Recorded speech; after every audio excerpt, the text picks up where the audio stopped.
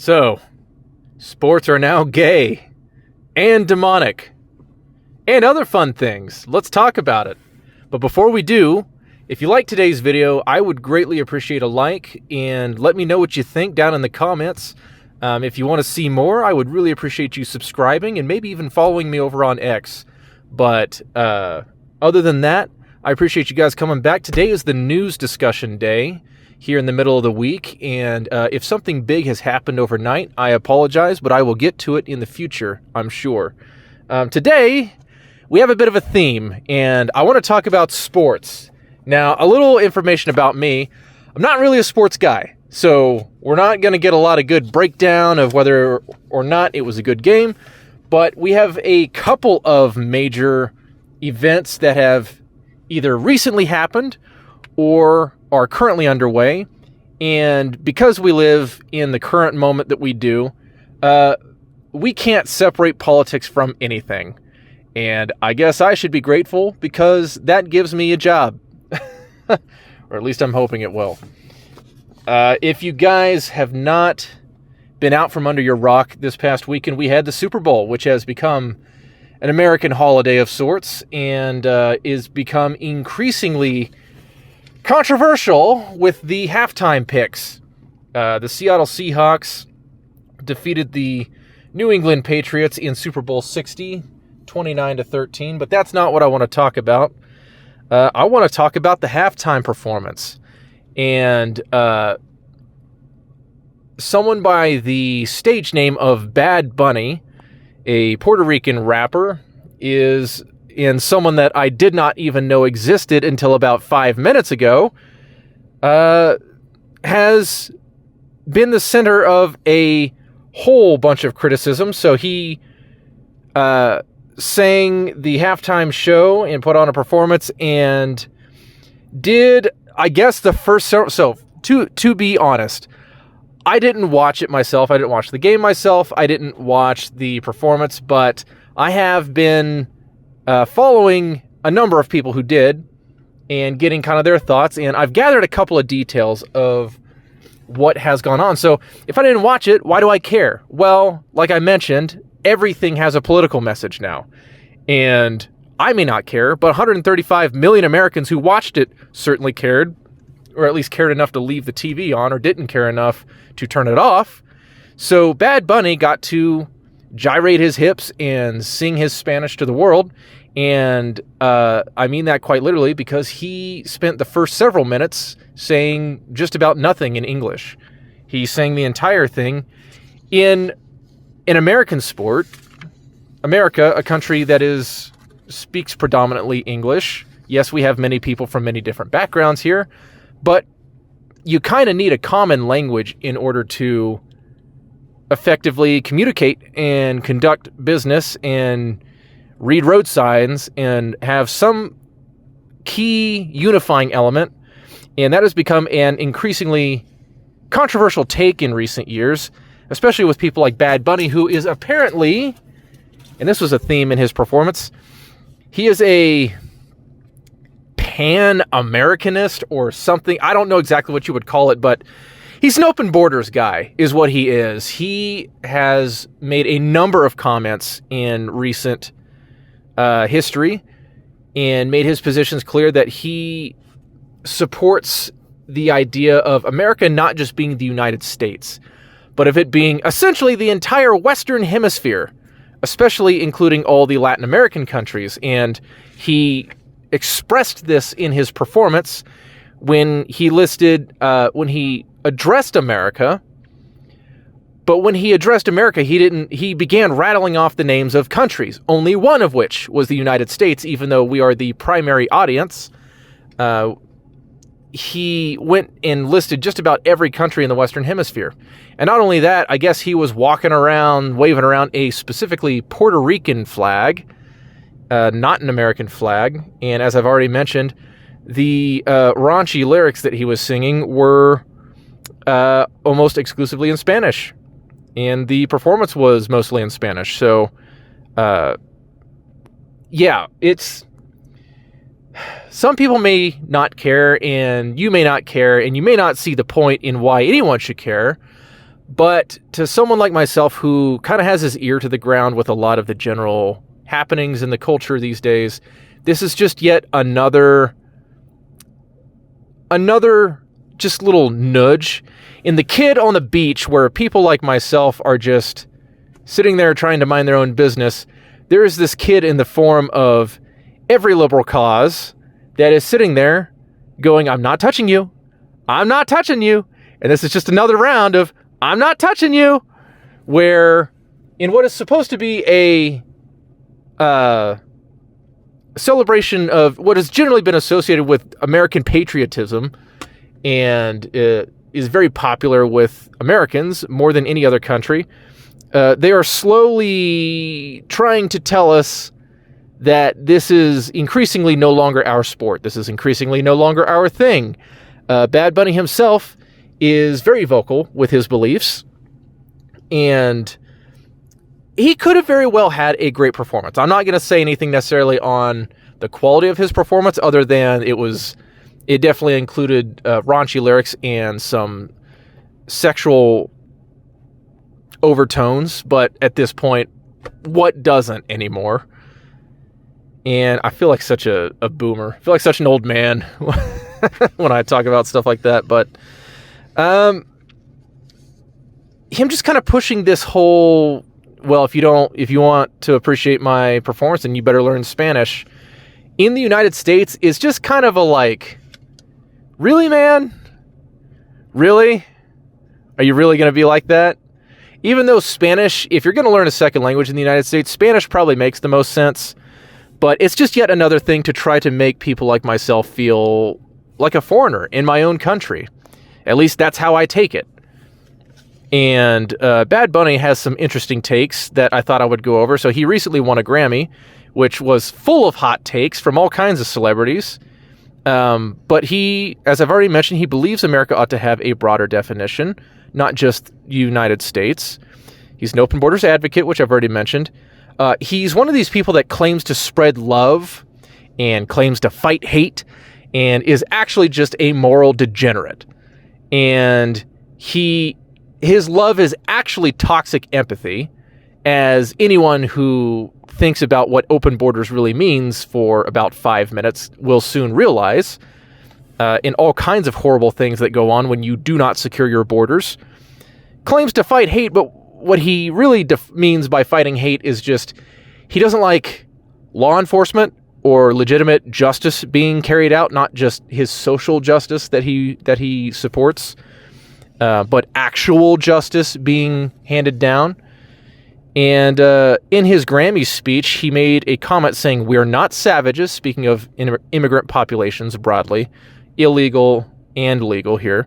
"We're not savages. We're not animals. We're not aliens. We are humans, and we are Americans." I beg to differ. He repeated the call of ICE out, which has been something that's been going on in protests around the country recently, where it's just been one of these slogans that they are trying to use to, create catchy little moments. And he believes that borders are scars on the earth, and essentially believes that borders should be erased.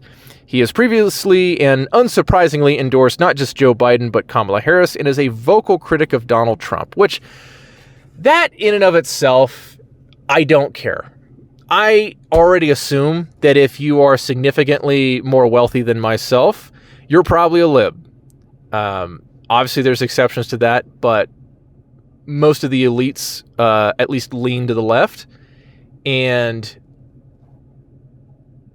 especially in the realm of actors and musicians and all sorts of stage performers, they are almost always on the left. So this guy is certainly no exception. But I found something that I thought was very interesting, and I wanted to highlight. So he opposes borders. He opposes U.S. statehood for Puerto Rico.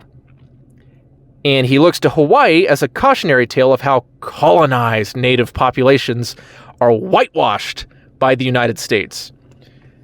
And though he hasn't said it explicitly that I was able to find, he appears to be a supporter of Puerto Rican independence. So he doesn't want borders, but he wants a country of his own. He wants his people to have their own nation, you know, with borders. And then, you know what? I say let him have it, because I also learned something. Puerto Rico, and really I probably shouldn't be too surprised about this, are a leech on the American taxpayer.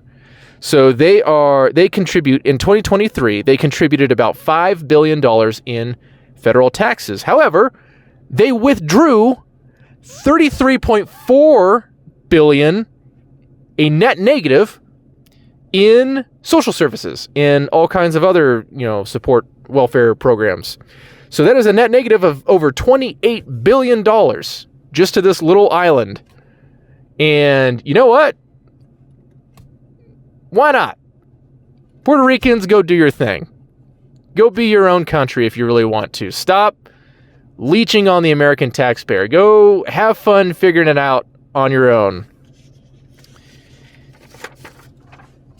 TPUSA had an interesting event. So Bad Bunny, when it was announced that this guy was going to be performing at the halftime show, immediately people knew he was already saying a lot of these things. So people immediately started to call it out and started to petition and make the case for other performers that should be given the slot. Ultimately, they didn't succeed, but TPUSA decided to put on their own halftime show. And it was called the All-American Halftime Show and featured a large American flag in the background for the entirety of the performance. It was headlined by Kid Rock and a couple other stars that I'm sorry, I don't recognize. I think they're country stars, and that's probably why I didn't really recognize them. I'm not a big country guy, despite my wife's best efforts. But Brantley Gilbert opened with his rendition of the Star-Spangled Banner. I believe played on the guitar. Lee Brice and Gabby Barrett also performed. But it sounds like it was a lot better event with an actual pro-American message. Faith, family, and country is what it sounds like the theme was. There was a tribute to TPUSA's fallen founder, Charlie Kirk, and it included some overt Christian messaging, some overt Christian overtones and, direct invocations of Jesus Christ. So, yes, an overall much more pro-American in what I would identify as more traditional American culture compared to Bad Bunny's performance. By comparison, so like I mentioned, 135 million people watched the Super Bowl and Bad Bunny's performance specifically, and about 6 million concurrent viewers, so that's across like YouTube, Rumble, everything combined, watched the TPUSA event across all those platforms. So, clearly a big difference there. However, it's not insignificant because I saw an interesting comparison. So the average American Idol episode attracts about 6 to 8 million viewers per episode. So even though it's for a big event, it's probably small, definitely small by comparison, that's not nobody. That's definitely some people making it, especially when they have to go out of their way. It doesn't sound like a lot to have to pull up YouTube and to type in the TPUSA event or to pull up Rumble or whatever your chosen viewing service is. But when people are sitting there watching the Super Bowl anyways, it's already on the TV, and then it just naturally transitions to the Super Bowl. I think that's notable that many people at least also turned on the TPUSA, if not just switched over entirely. I know, like my parents did. So, who knows? There could be these alternative media groups continue to grow and gain a little bit more support, and who knows what the future will bring. But shifting gears here, we go from a national sport to international sports with the thing that I introduced at the beginning of this video, and that is the Winter Olympics here in the year of our Lord 2026, which began on the 6th of this month and will be going until the 22nd. And it is located in Milano Cortina, Italy, which is just, I guess, Milan, where they're having a lot of the ice events, but then Cortina d'Ampezzo, which is where they're doing a lot of the skiing events. And then there's some other towns, I guess, that they're doing all kinds of other events. But this basically all across northern Italy. Well, they had another interesting opening ceremony. This one, which sounds... Really, I guess it doesn't sound that surprising anymore because they increasingly rub it in our face in the open. There was a shot, and if I can find a link, I promise one day I'm going to start putting these images in so I can just do this number or this number. But I don't know how to edit just yet, and I don't have a lot of spare time. So if I can find a link to this image, I will put it in the description. But when they brought in the runners in the middle of the opening ceremony, to light the Olympic cauldron, which is always this like big artistic thing where they have the fire, they come in running the torch and they light the cauldron and it's lit for the whole Olympic Games. Well, the artist's decision this year was very interesting because in the middle of the ceremony, you get this shot of like all this kind of ominous red lighting and this cauldron, this fixture is suspended in the middle of this archway. So it's kind of like the Arc de Triomphe in Paris, except this is in Milan. And it looks like this, like they made it's like this little, those little like kids' toys that it's like a ball with kind of like little wiring and stuff. You could kind of like pull it out. It looked like a little, kind of like a sea urchin in your hand when it was all collapsed together, but then you pull it apart and it's like, it takes the shape of a ball. Well, this is kind of a similar idea, except at this point in the ceremony, they expanded it and they lit it in a way to reveal an inverted pentagram. That's right. They made a not so subtle nod to a overtly satanic symbol. All in with red lighting everywhere, darkness beyond that, and flames. Just looked like a scene out of hell. So, and of course, the organizers are already gaslighting everyone, saying you're all being ridiculous. It's the satanic panic all over again. Meanwhile, just 2 years ago, this same freaking committee gave the green light to a performance that openly mocked the Last Supper, openly mocked our Lord Jesus Christ and his Last Supper. And they also tried to gaslight us then by telling us, oh, no, this is the Feast of Dionysus. And they did have some dude that looked like he was supposed to be dressed up like some fat Greek slob. But the artist had already been posting on social media about this performance and what its name was, and it was like something to do. Literally, the Last Supper was in the title of the performance. And the Olympic Committee was trying to be like, oh, no, it wasn't. We're not making fun of Christ. We're not making fun of Christians. Oh, lighten up. So first that, now this.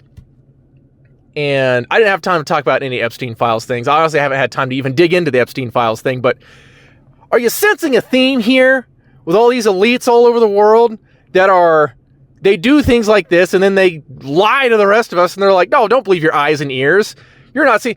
I feel like I'm going freaking crazy, man. Like, you sit there, it's this level of crazy where it's like, am I seeing too much am I looking too much into this? Or is there actually something going on here? And to me, it's happening far too often. I think they're just rubbing it in our faces. Yeah, I'll put a link to this whole thing if I got it. But, oh, yeah, let me read their statement for this year's little fun satanic stunt that they did. They said, so I was asking the Google AI, and of course, it's given me all kinds of excuses, but I was asking them to kind of help me with all this, gathering these details. And the Google AI told me that the organizers stated the design was actually inspired by Italian Renaissance geometry and Leonardo da Vinci's knot patterns intended to symbolize harmony. Isn't that nice? Harmony in hell. What a wonderful idea. Because that's where they're taking us. Well, another little interesting note, Vice President J.D. Vance and his wife showed up to observe the games. I'm sure they just stopped in for a couple days.